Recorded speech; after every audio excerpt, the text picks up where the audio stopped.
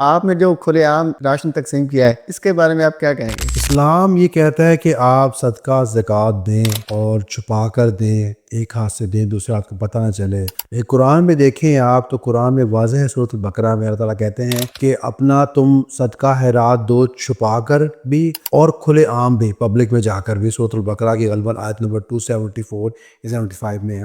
اس ممانعت نہیں ہے، نیت کی بات ہے، تو ایسا بالکل نہیں ہے۔ اللہ تعالیٰ نیت دیکھتے ہیں، اور ایسے بھی ہوتا ہے کہ آپ چھپا کر دیکھ رہے ہیں، دے رہے ہیں، لیکن نیت آپ کی یہ ہے کہ آپ جس کو دے رہے ہیں وہ آپ سے دبا رہے کہ زکوٰۃ جو ہے آپ وہ کھلے عام دیں، تاکہ لوگوں کو پتہ چلے کہ آپ زکوٰۃ دے رہے ہیں اور باقی لوگ بھی زیادہ سے زیادہ زکوٰۃ اپنی ادا کر سکیں۔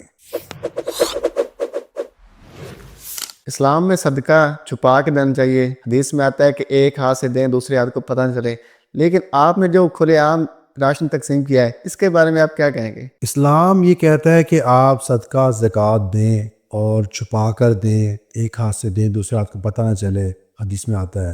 ایک قرآن میں دیکھیں آپ تو قرآن میں واضح ہے، سورۃ البقرہ میں اللہ تعالیٰ کہتے ہیں کہ اپنا تم صدقہ خیرات دو چھپا کر بھی اور کھلے عام بھی، پبلک میں جا کر بھی۔ سورۃ البقرہ کی غالباً آیت نمبر 274 یا 75 میں ہے کہ تم صدقہ کھلے عام بھی دے اور چھپا کر بھی دو۔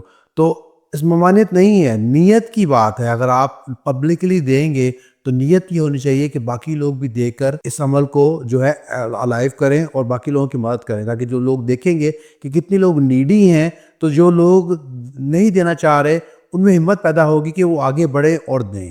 تو ایسا بالکل نہیں ہے، اللہ تعالیٰ نیت دیکھتے ہیں، اور ایسے بھی ہوتا ہے کہ آپ چھپا کر دیکھ رہے ہیں، دے رہے ہیں، لیکن نیت آپ کی یہ ہے کہ آپ جس کو دے رہے ہیں وہ آپ سے دبا رہے اور آپ کو اس کو دبا سکے، تو وہ بھی ٹھیک نہیں ہے۔ ساری بات نیت کی ہے، لیکن دونوں طرح سے اجر اس میں ہے، ایسی کوئی بات نہیں۔ بلکہ بعض علماء کے نزدیک تو یہ ہے کہ زکوٰۃ جو ہے آپ وہ کھلے عام دیں، تاکہ لوگوں کو پتہ چلے کہ آپ زکوٰۃ دے رہے ہیں اور باقی لوگ بھی زیادہ سے زیادہ زکوٰۃ اپنی ادا کر سکیں۔ کچھ لوگ رات کا اندھیرا ہونے کے بعد روزہ کھولتے ہیں۔ سورۃ البقرہ آیت 187 کے تحت اللہ تعالیٰ فرماتا ہے بھی روزہ پورا کرو رات ہونے تک، اور کچھ لوگ جلدی روزہ افطار کر لیتے ہیں مغرب کی اذان کے وقت۔ تو اس میں صحیح بات کون سی ہے؟ کچھ لوگ سورۃ البقرہ آیت نمبر 187 کے مطابق آپ کہہ رہے ہیں کہ رات کا اندھیرا ہونے تک انتظار کرتے ہیں، مغرب کے وقت روزہ نہیں کھولتے، تو ایسا کیوں ہے؟ دیکھیں، مسئلہ یہ ہے کہ قرآن کو سمجھنے کے لیے ضروری ہے کہ ہم حدیث پر عمل کریں۔ حدیث دیکھیں، آپ نبی کریم صلی اللہ علیہ وسلم کی زندگی دیکھیں، کیونکہ قرآن بھی آپ نبی کریم صلی اللہ علیہ وسلم کے بتانے پر ہی لکھا گیا ہے کہ قرآن اللہ تعالیٰ یہ کہہ رہے ہیں۔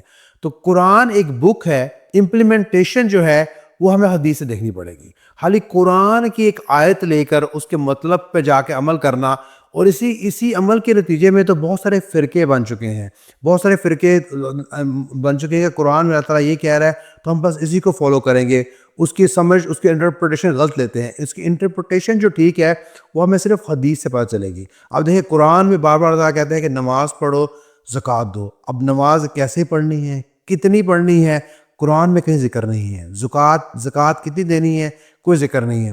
تو ہم محتاج ہیں آپ نبی کریم صلی اللہ علیہ وسلم کی زندگی پر کہ آپ نے اس کے اوپر کیسے عمل کیا اور کیسے ہمیں تلقین دی ہے، کیسے نماز پڑھنی ہے، کتنی رکعت پڑھنی ہے اور کتنی زکوٰۃ دینی ہے۔